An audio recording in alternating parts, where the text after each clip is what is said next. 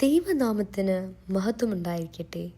ഇന്ന് നോമ്പിൻ്റെ 2-ാം ദിവസം ആകയാൽ ഇന്ന് നിശ്ചയിച്ചിരിക്കുന്ന പാഠഭാഗം വിശുദ്ധ മത്തായി എഴുതിയ സുവിശേഷം 5-ാം അധ്യായം 21 മുതൽ 26 വരെയുള്ള വാക്യങ്ങളാണ്.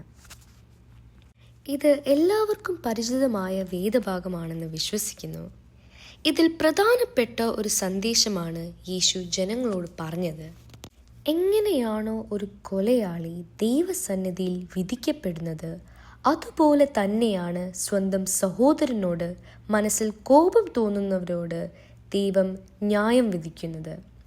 It definitely comes across as shocking because എന്തുകൊണ്ടാണ് കൊല ചെയ്ത ഒരാൾക്കും മനസ്സിൽ കോപം തോന്നുന്ന ഒരാൾക്കും ഒരേ ശിക്ഷ?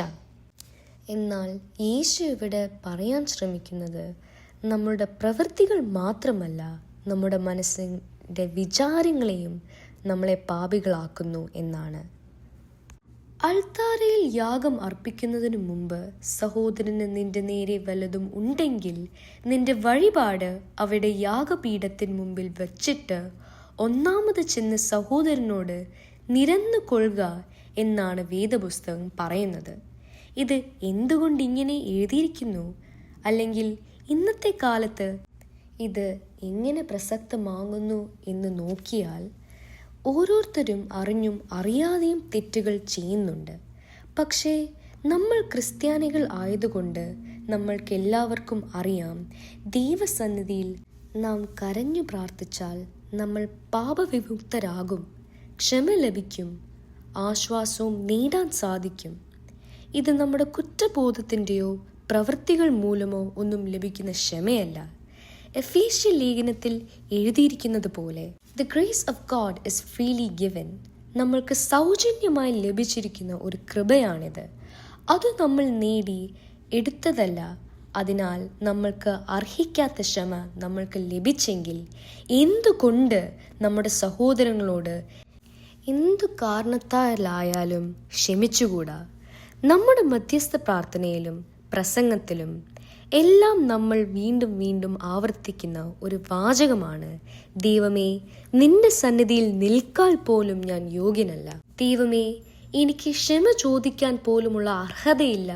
എന്നാൽ പോലും നീ എന്നെ എത്രത്തോളം കാത്തു പരിപാലിക്കുന്നു, എന്ന് വഴി നടത്തുന്നു എന്നൊക്കെ.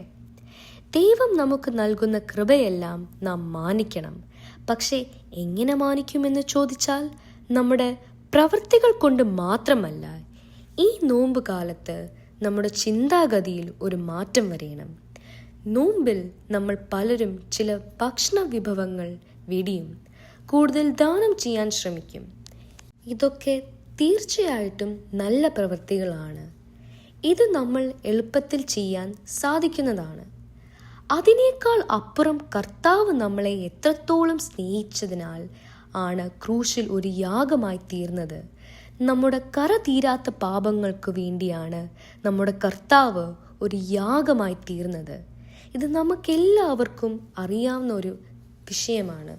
ഈ നോമ്പ് കാലത്തിൽ നാം ചെയ്യേണ്ടതെന്തെന്നാൽ, കർത്താവ് നമ്മെ സ്നേഹിച്ചതുപോലെ നമ്മൾക്കും പരസ്പരം ക്ഷമിക്കാനും സ്നേഹിക്കുവാനും എല്ലാം കഴിയണം. ഏത് പ്രവൃത്തിയേക്കാളും മഹത്വമുള്ളതാണ് ക്ഷമിക്കാനും സ്നേഹിക്കുവാനും ഉള്ള കഴിവാണ് എന്നാണ് ഈ വേദഭാഗം നമ്മളെ പഠിപ്പിക്കുന്നത്. കാരണം നമ്മൾ എത്ര പുണ്യപ്രവൃത്തികൾ ചെയ്താലും നമ്മുടെ സഹോദരങ്ങളോട്, നമ്മുടെ അയൽവാസികളോട്, നമ്മുടെ സമൂഹത്തിൽ ഉള്ളവരോട് നമ്മുടെ മനസ്സിൽ കോപമുണ്ടെങ്കിൽ നമ്മൾ ചെയ്യുന്നതിനൊന്നും ഒരർത്ഥമില്ലാതായി തീരും.